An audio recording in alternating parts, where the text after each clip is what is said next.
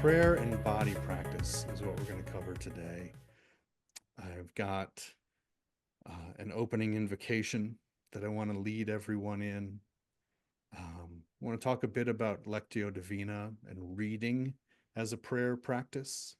I want to talk about an activity from the book that I included in the book called a 3-column prayer activity.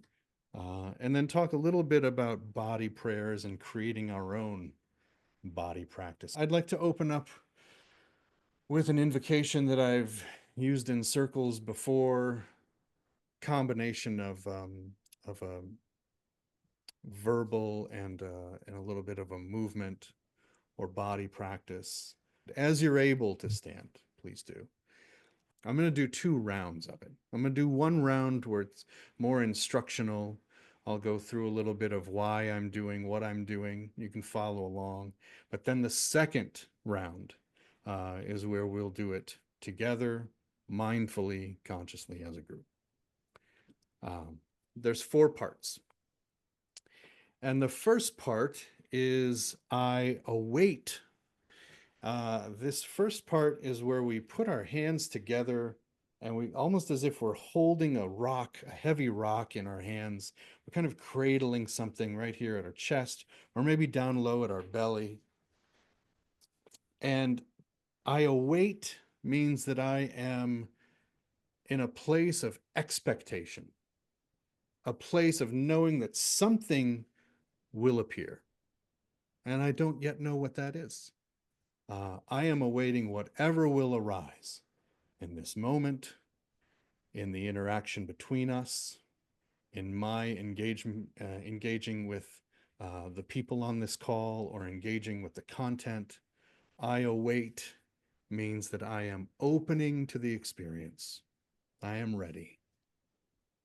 So in that moment, when we say I await, we are connecting mindfully to that openness and that readiness, opening our body, letting our shoulders down and really creating a nice firm little cradle with our hands, ready to receive whatever it is that chooses to appear.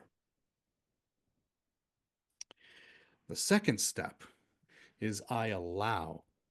And this gets us hands over our head and feet spread out about shoulders width apart, just kind of like in yoga, it's called, I think, the starfish pose, right? We're just kind of like spread out all 4s, stretching our fingertips, tucking our pelvis and just kind of straightening up and just opening up into this starfish formation.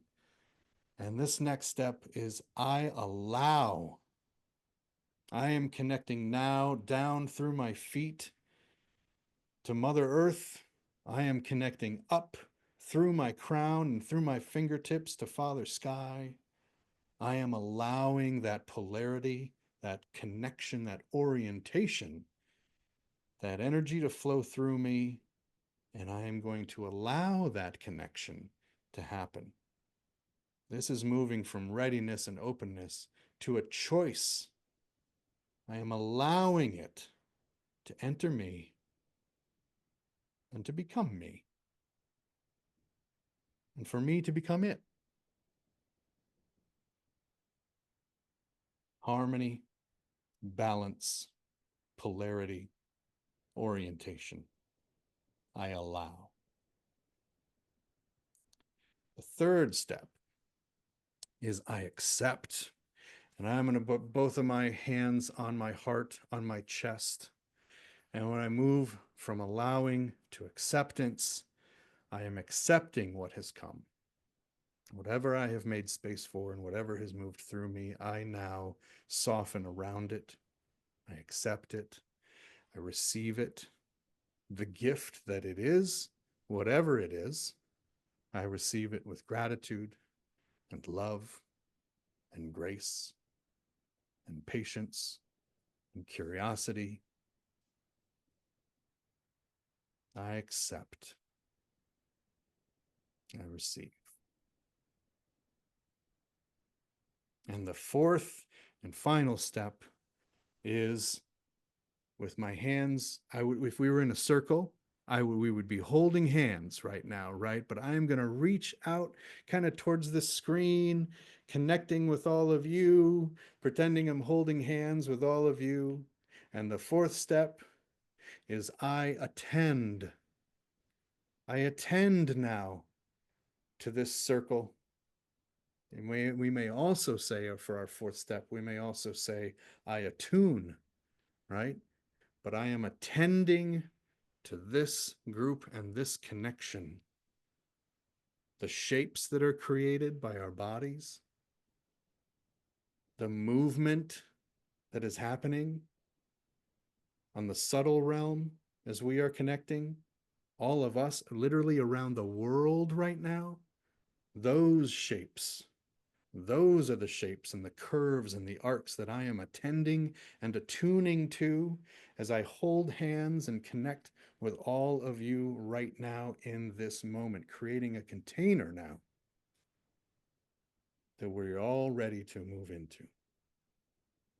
Moving from awaiting to allowing to accepting to attending. So now I'm going to do them again, same order, and we'll do the sequence now for ourselves. Now, instead of receiving instruction, we'll stand and we'll move through them silently, connecting with what it is that you are awaiting, what you are ready to allow, what you are willing to accept, and what you are now attending or attuning to. So, remember your little cradle with your fingers. Step one, I await.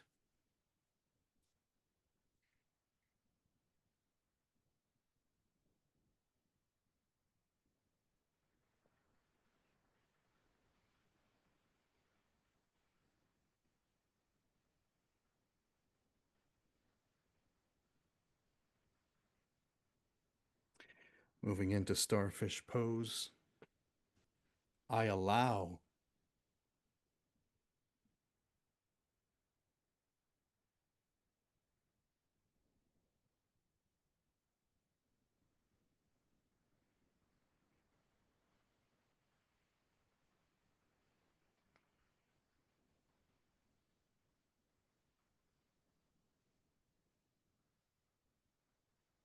Hands on our hearts.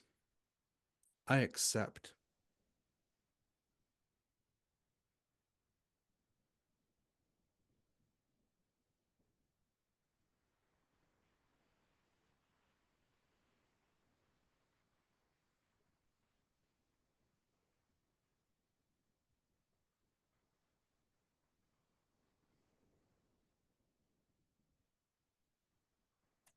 And reaching out to touch fingertips, I attend. I attune.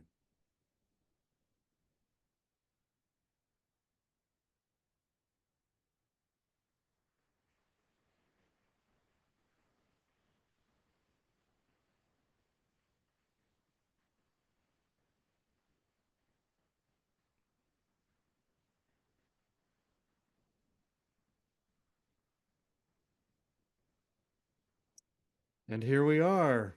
Thank you, everyone.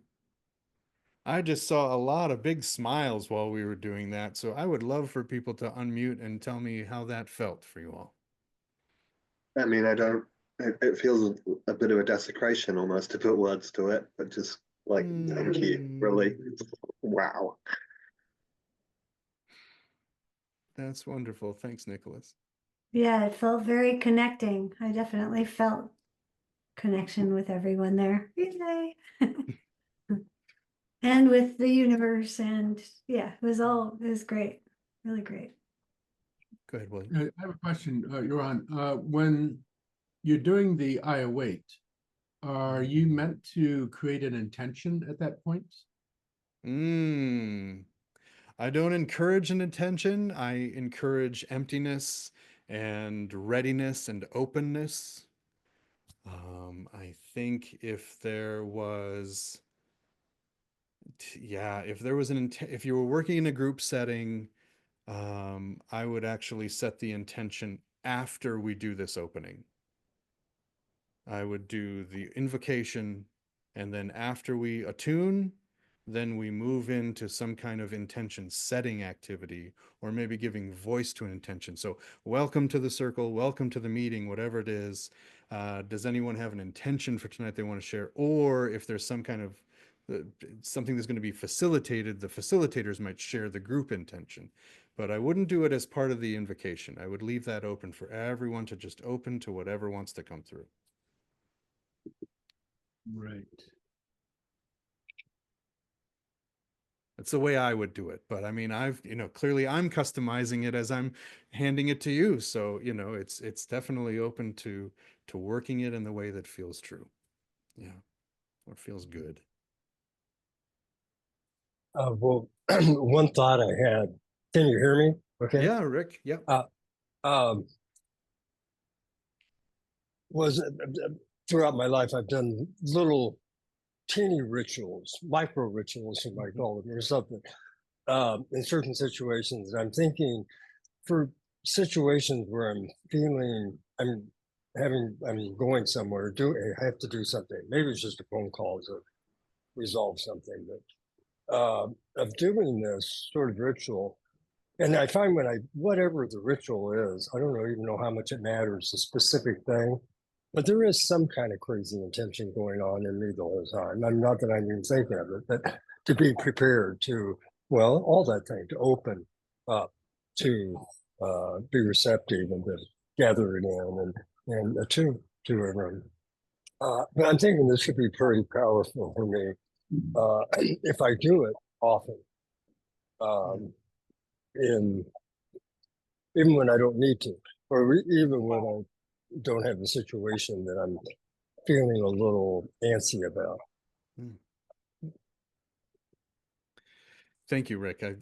And I haven't yet used this as a personal practice, but I can definitely see myself out on my balcony in the morning, greeting the sunrise with this practice, awaiting the day, allowing myself to ground, accepting whatever the day will bring, attending to all my relations as I step into my day, right? I can see this being a morning practice, a personal practice for sure, if you wanted to use it that way. Well, in the middle too, this, and is part of the Qigong thing I do almost every day. And you kind of bend your fingers towards your heart because you're trying to take that energy in here because you're going to be doing this in a few moments.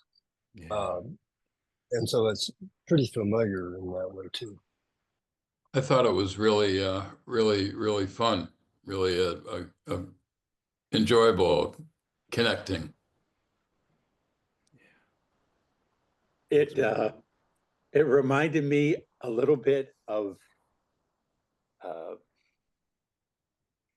the feeling when I was a kid in Catholic school and they still did the Latin Mass, and instead of looking at the people, the priest looked out and up towards the altar and the stained glass windows, and they'd have that, they'd move their hands and things, and it sort of was like that, where you moved from your inside yourself to opening yourself completely up to whatever might be coming along. And I never thought of Catholic school, church that way until today. And I don't know, strange that tie-in came along. Yeah. I really liked the last one, or at least when we put up our hands and to imagine I am touching you, all of you because this little icon thing and this, we're thousands of miles away from each other and all of that. And yet that was really, it just seemed really alive to me. I really felt it, that I could do it. I felt like I was in contact. That was important. I like the 4 A's, it's easy to remember, but in another language, it's not. But I just like that, it's. I'm going to move into the second part around Lectio Divina. I'm going to be working from the workbook that is the companion to the new book, Spiritual Edge. I'll actually put the workbook download in the chat. So there's this workbook that goes with the new book that just came out. There's a little bit in the beginning about how to talk about God, one of the things that when we were leading integral church circles, we would run into is that we would have the word God come up a lot. And the word happens in songs and conversation, and as we're reading from sacred text, and you know, especially in a pluralistic or interfaith setting, we really had to do some work to figure out, like, when we say that word, what do we mean when we say that word? And ultimately, we accepted the fact that there are as many ideas about God and, you know, names for God as there are people, and that any time we talked about God, it was going to be a very deeply personal experience for people. And so I think what helped us in our circles is to let, whether it's God or any language like higher power or spirit or fate or consciousness or destiny or you name it, any of those words land in the middle of the circle instead of on someone across the circle, right?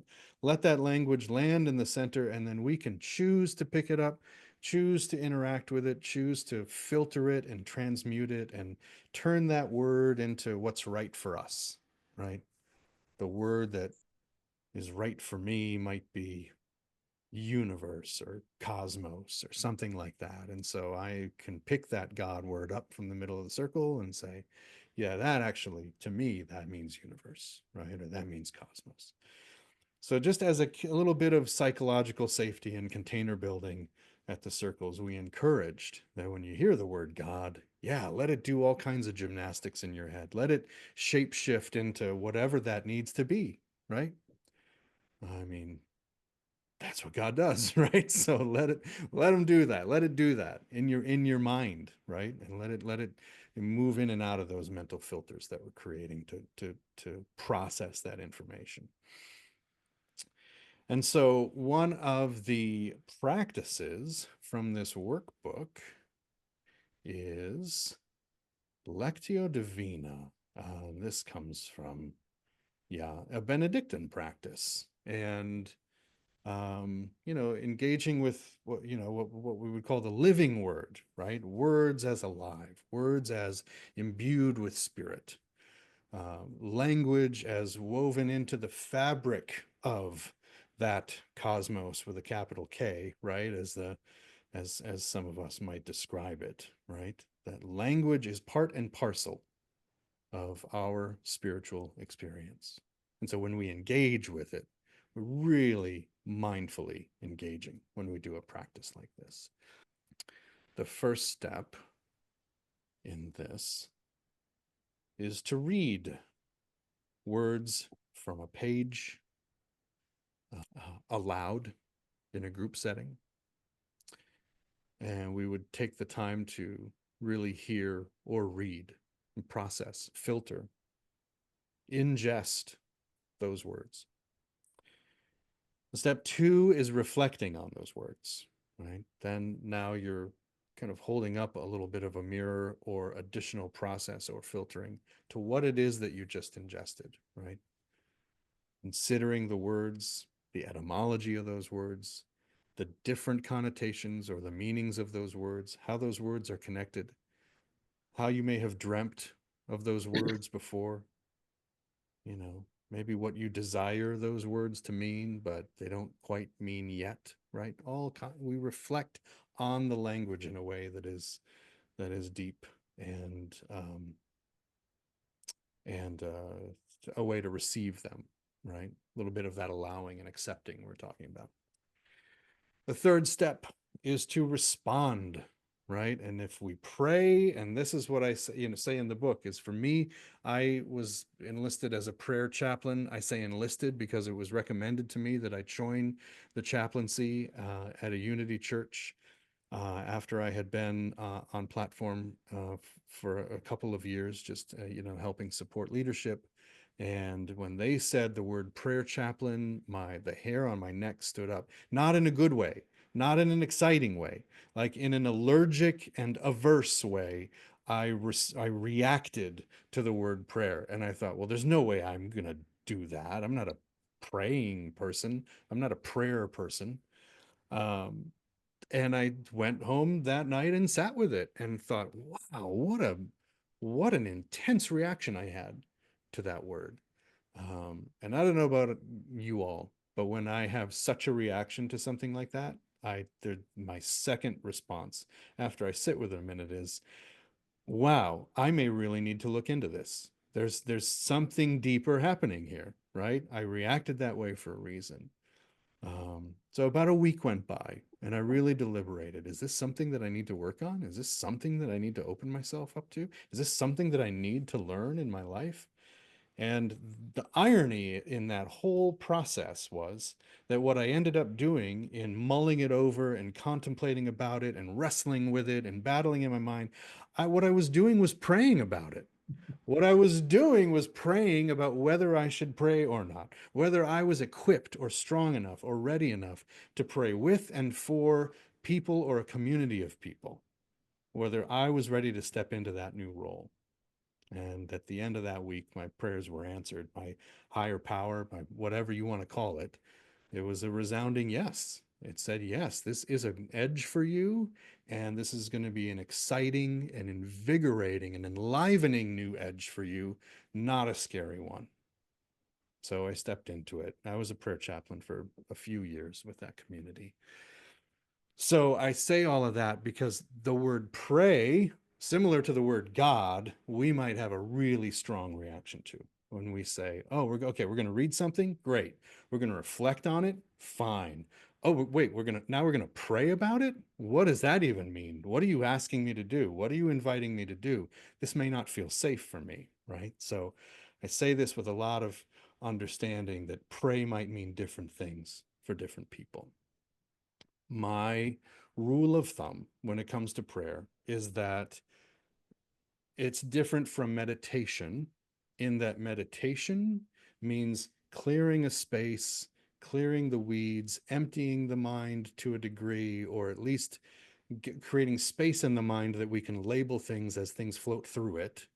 But there's a spaciousness in the mind that's created when we meditate versus when we pray, when I pray, I should say, I take one thought up, right? It's almost a little bit like this contemplative prayer. I take up one thought and I focus on one idea and I turn that idea over and over in my mind, in my hands, until it's smooth like a stone. That's what I do when I pray. I interact with something to such a degree that it becomes effortless, right? That the answer becomes clear.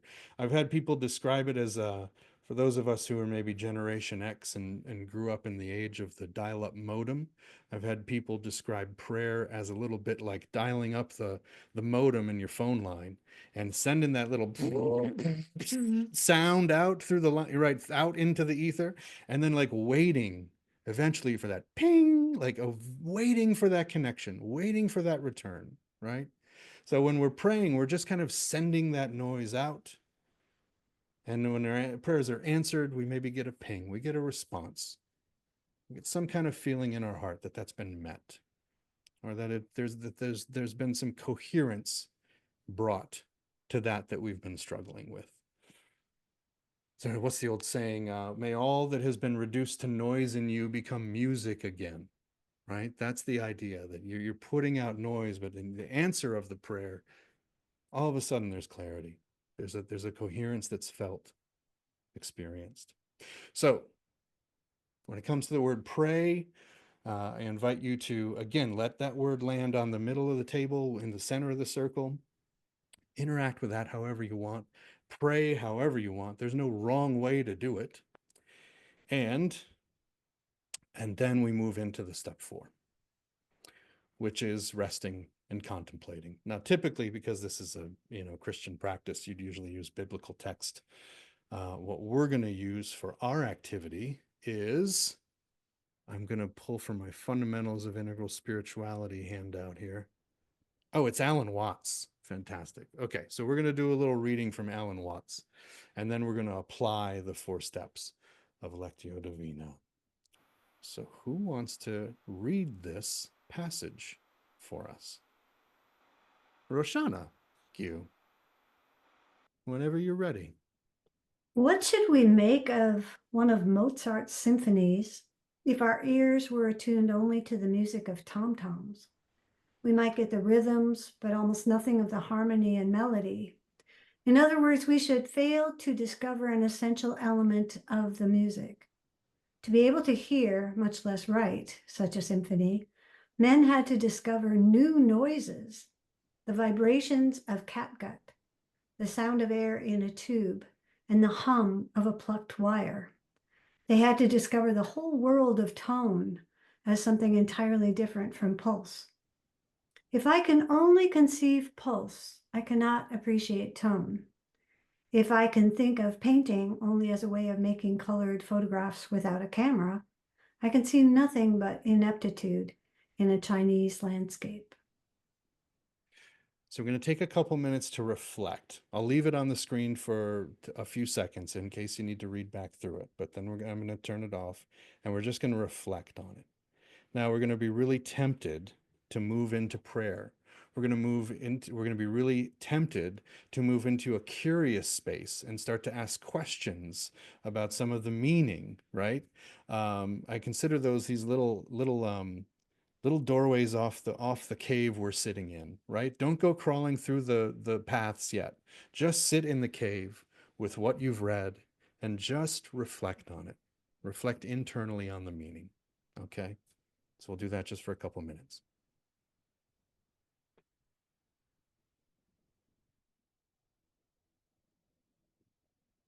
Coming out of our reflection, we move into response. So now we choose a response to this reading. Could be a prayer, could be a question for ourselves, for our higher self, for God, for spirit. Could be that we want to ask that question silently. Could also be a writing prompt. So if you have anything like a pen and paper close by and you want to respond in writing, I invite you to be able to do that as well. So we'll spend a couple of minutes here now in response to the reading.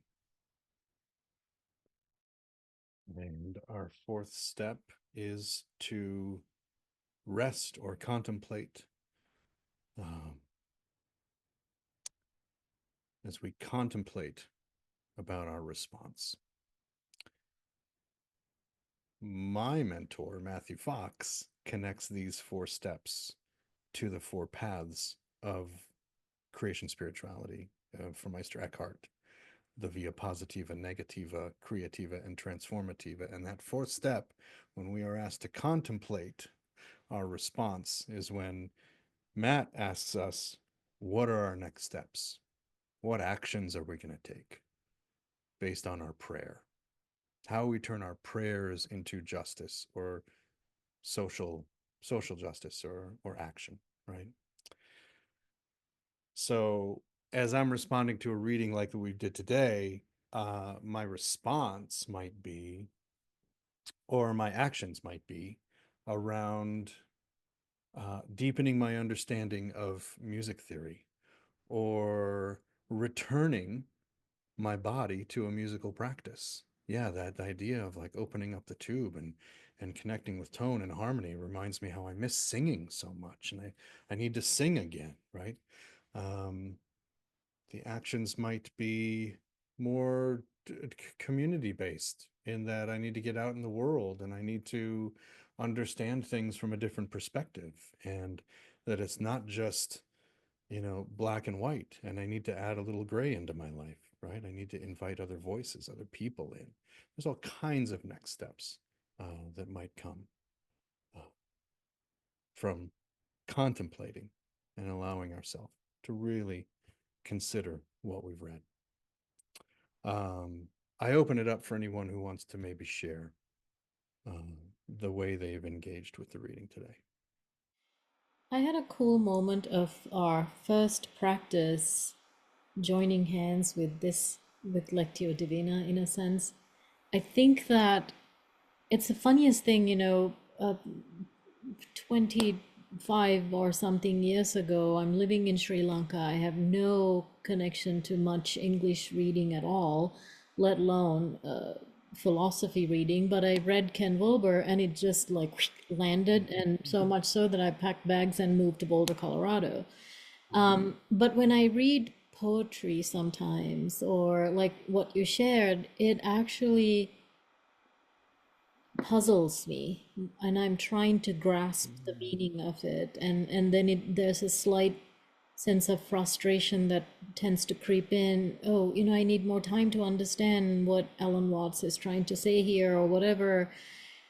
And then I just kind of went into that place of, from reading, I went into allowing, which was from the other one. Just let it do what it wants to do. I'll just, I'm just going to accept that I don't fully get this, or I can see that I'm grasping at it, and I don't even know what I'm grasping at. But the kind of what came to me was the sense of just I allow and I await, and somehow that really was a beautiful moment for me.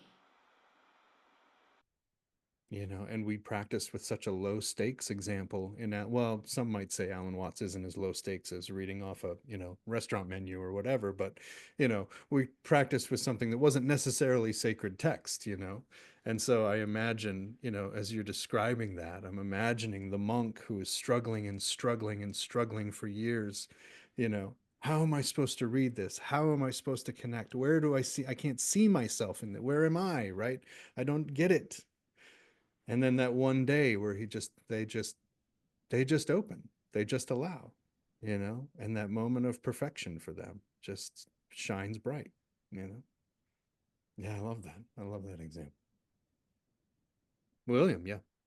I immediately categorized Alan Watts' topic as the musical line of development in integral theory. And so I immediately started creating this sort of rational, objective, thinking about it in an analytical way as a line of development, rather than experiencing it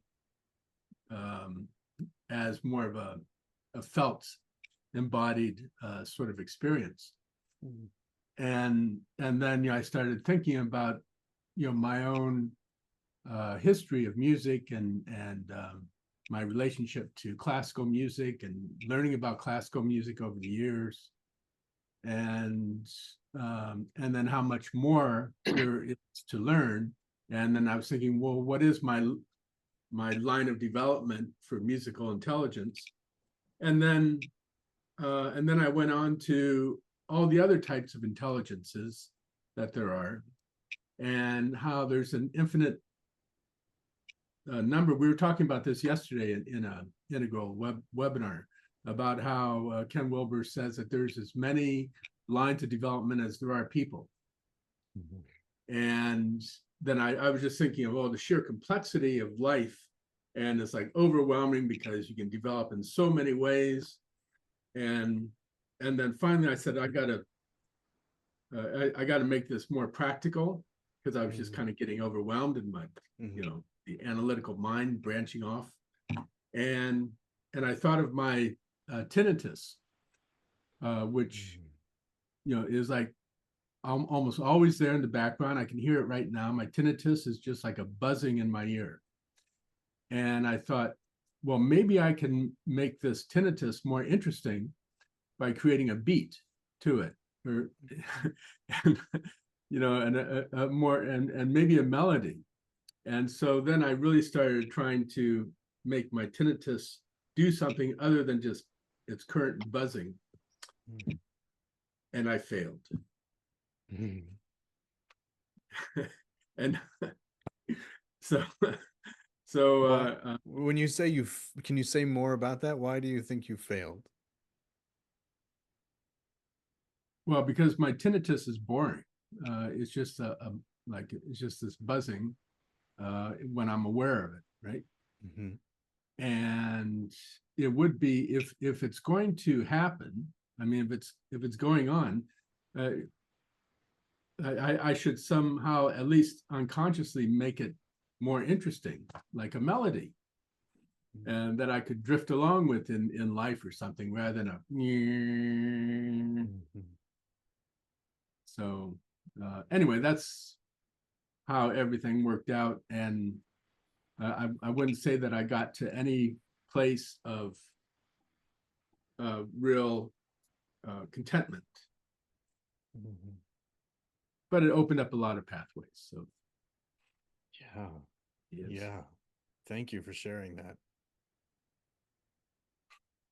Yeah, I don't, for the many years that I performed music, I'm very, very, very blessed that I didn't damage my hearing in a way, because I do have many friends that do have that constant ringing in their ears, and do deal with that. And I don't know what that's like. I don't know what that's like to deal with in the waking and resting hours, right? Like the constant, I just imagine that there's some fatigue and stress that goes along with that, right? And yeah, to maybe reframe that into, as you described, like, this is music to my ears, right? This is something that I'm getting to experience now. That's yeah, kind of back to that opening, like allowing and accepting, right? Kind of like receiving it, and like hearing it, and like melding with it, becoming one with it. Yeah, and then responding to it, and like maybe clicking your teeth to, or something, clicking your tongue, something to like create a rhythm and play with it. There's some kind of interplay happening with it. Yeah, I'm hearing you that you're still exploring that, right? That's something that you're open to.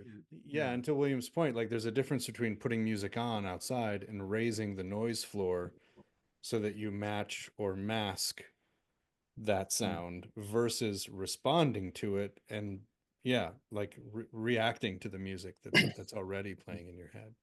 Anybody else want to share their experience with the reading and where it went? Yeah, I thought about the idea of, for example, if you are a vegetarian and you live in a society where everybody eats vegetables and, plant foods, and then you saw somebody eating meat, how strange, how bizarre that would be. And I likened that to Mozart's symphonies. Also, somebody who has only experienced traditional sex, how they might feel about kink, and that's so bizarre. And then I thought about goodness, truth, and beauty. My version of goodness, truth, and beauty might be different from Hamas's version of goodness, truth, and beauty, which also probably orients from love for their community, but in a very distorted way, in my opinion. Same thing. Our idea of goodness, truth, and beauty for somebody who's having a lot of fun with kink, at first blush, I go, wait, that ain't right. But maybe it's absolutely fine. I'm sure it is. It's just my conditioning isn't in that arena. Beautiful. Yeah, opening up to other ways of thinking, perceiving, experiencing things like, pleasure, community, love, all of that. This is just very different from person to person. Nicholas, are you willing to share anything that you wrote, or yeah? Actually, my writing is what I just put in the chat. So, so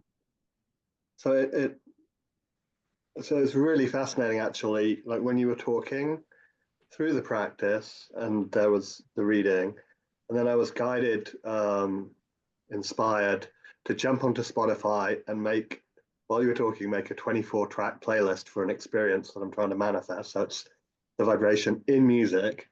And then I came back and I was listening to the whole, like the thing about how many lines of development are there. There was a session yesterday where it was a small number, same number as humans, whatever. And then the writing answer came for me. I'm not saying this is like the answer to the problem, but the way that I should hold it to walk my path in this lifetime is to think of like a finite number of notes, like A, B, C, D, E, F, G, find out what those categories are for me. And then you can play an infinite number of pieces of music by, different octaves, different intensities, different timings.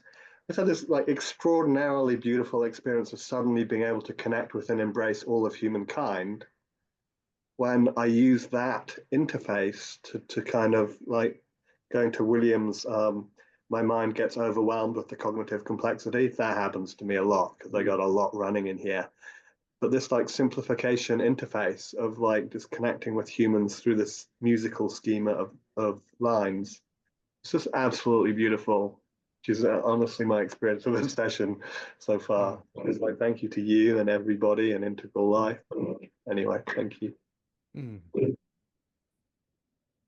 I do consulting and facilitation as a career, and I am constantly reminded that even though I'm a musician, those musical metaphors, when it comes to like teamwork and how are you interplaying and how are you listening to each other and which instrument are you playing, sometimes just fall flat with teams that maybe grew up watching sports or working on cars, like sometimes the metaphor, a sports metaphor is more appropriate, or sometimes a mechanical metaphor is more appropriate, or if it's a science team, maybe a metaphor of a living system or organism is more appropriate, and I'm always having to reframe that schema, the language and the subtle connections that I'm using to connect with the group so that it is more explicit, so that it is easier for them to connect with me. And I'm always having to do that dance or juggling those metaphors back and forth,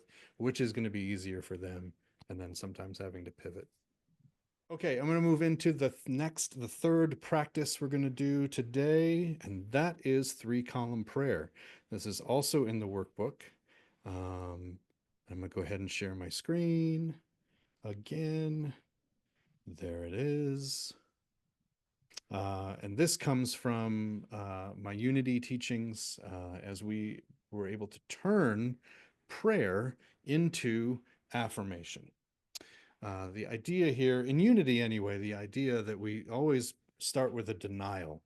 We say, I am not a poor communicator, right? I am a master of language. I am a great connector.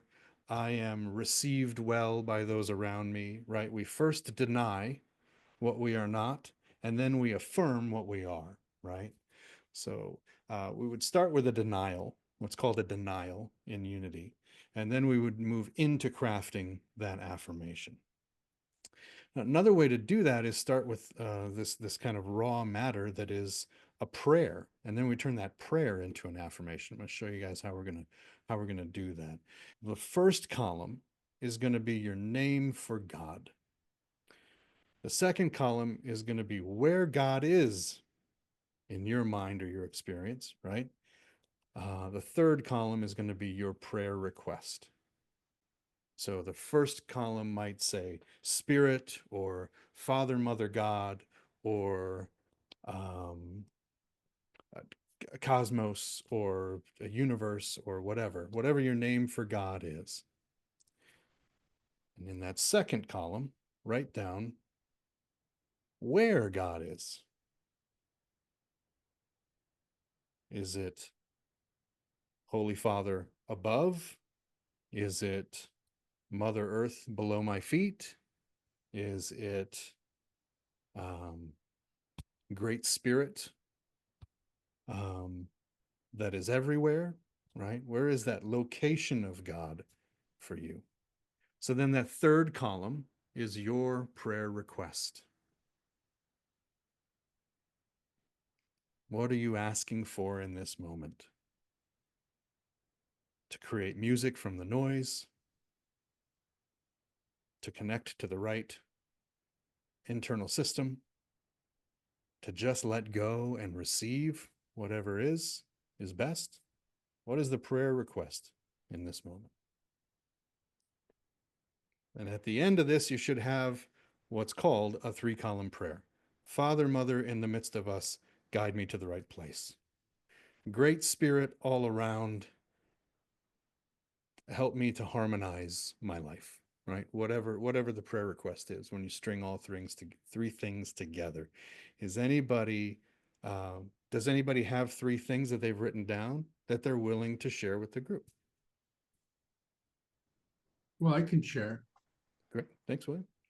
My name for God was nature/universe, and my location was everywhere. And my prayer request was help me to get the energy and inspiration to complete my book that I'm currently writing. Beautiful. So nature everywhere, help me inspire me to complete my book. Yeah, give me the energy and inspiration. Give me the energy, grant me the energy and inspiration to complete my book. Yeah. Love it. Okay. Nicholas, did you have one? So in response to that's just a contextual, in response to your beautiful invitation. So what the word that I use for God is the Father, but it's Father, right? Heard. And then the question as to where is God in this heady masculine schema of reality, where is God? Everywhere in truth, but frankly nowhere at all, typically in this dream nightmare. And then the prayer is, what was the third element you're around? What was the invitation? Your prayer request. Prayer request.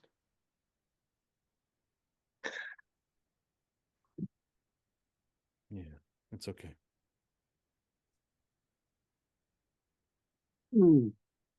Just help me do my part to get us home, you know? Yeah. Thank you, Nicholas. Thank you for sharing. Yeah. Marguerite, I saw you put your finger up. Did you want to share one too? Yeah, I have nameless one or great mystery. Let me be conscious of you everywhere and all the time.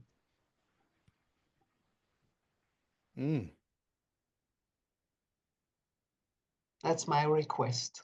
So the name for God was, what was it again? A nameless one. Nameless one. And then the Yes. location was where? Everywhere. Everywhere. Everywhere. The prayer request was? Let me be conscious of you everywhere and all the time. Let me be conscious of you everywhere and all the time. Yeah, beautiful. Everywhere is within and without. Inside and outside. Love it. Okay, so hold that in your mind, that you just qualified it, within and without, right? The next step we're going to do is we're going to now modify this 3-column prayer, and we're going to flip it into an affirmation. So instead of, and this is the first column here, instead of the name for God, or just below the name for God, you can substitute it for I am. And I know this can be controversial in some communities, whether the God is, actually the I am, right? There's some debate around that. But for the sake of creating an affirmation for ourselves, whether we're going to bake it into a morning practice or something, let's just flip it. So the name for God becomes I am. And then the location, you just affirm. If there was any question about that or a mystery, you just affirm the location is where it is you said it was, right? So it might stay everywhere here. If you say all around me or wherever you are, you might say near me or close to me, right? I am fully present, right? Affirm the location and then affirm the request. You answer your own prayer, right? You just turn that language into, instead of a request, you affirm that it is already true, already happened. So in the instance of this, that it becomes Father, Mother in the midst of us, guide me to the right place. It becomes I am fully present in the right place at the right time. So I'll give you a minute to string together your affirmation, and then I'd love to hear some of those if you're willing to share. William, go ahead. So I am energized inspiration, always and everywhere, to complete my book. Ooh, love that. Thank you for sharing. How does it feel to say that? Feels pretty good. Cool. Yeah, I'll give it a shot here. My name for God was Buddha, and the location was everywhere, but it's actually mental. And the prayer request is to help me to see clearly what is, without the stories and all the crazy shit. And then when I try to put it in the affirmation, so I am mentally seeing clearly what is. Great.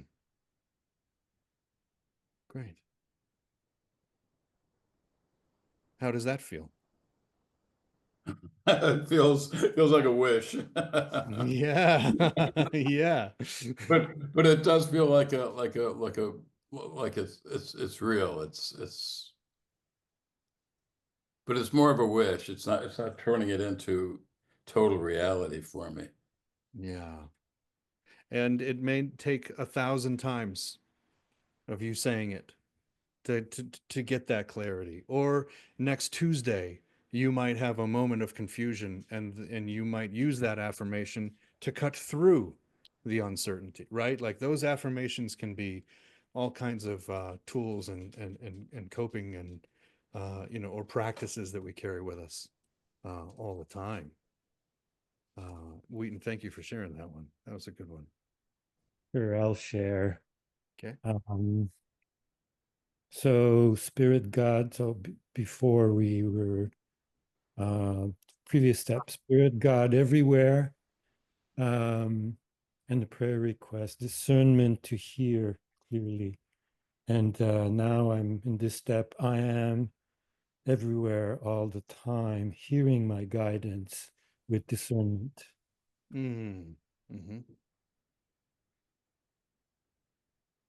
And that feels good, and it's more than just good. It's actually attainable. It's sometimes I feel it without necessarily having some proof. It's just I'm cultivating this. Yeah, I've been working on this for a while, so I have a bit of history. But it's great. It's a great technique, I think. Oh, thank you, Andre. Thank you for sharing yours. No, I was just going to affirm that it is an aspiration. It is a goal. It is also a reminder and a tool. And the idea of an affirmation is a reminder that it already is.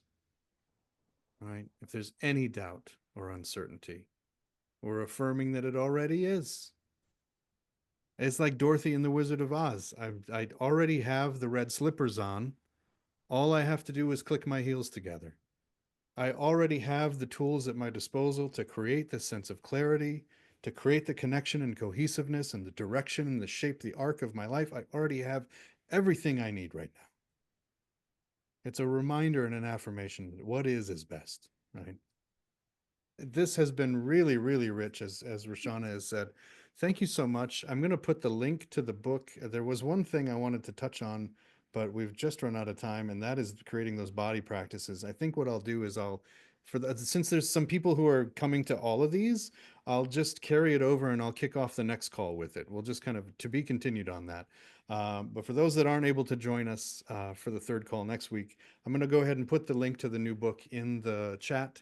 Please go ahead and grab a new copy. It's called Spiritual Edge. It's all the writings from when I was leading the Integral Church community and delivering these talks around the world on interfaith dialogue and pluralism. And I'd love if you would keep in touch with me on Facebook or LinkedIn or wherever you connect, and hope to see you again next week.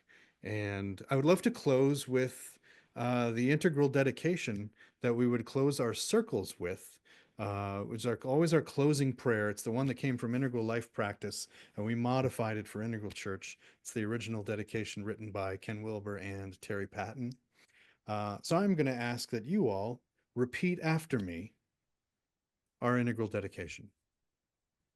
May my consciousness and my behavior May my consciousness and my behavior be of benefit to all beings in all places, be a benefit Benefit to all to beings and all beings and of all places, liberating all into the spirit, liberating all into the spirit of this and every moment. of this and every moment. Amen. Thank you all for being here. I really, really appreciate you taking time on your Saturday. And I'll see you next week. Thank you, Joran. Hey, So wonderful. thank you. Thank you. Thank you. Yeah, everyone. Thank you, everybody. Have a great See you weekend. next week.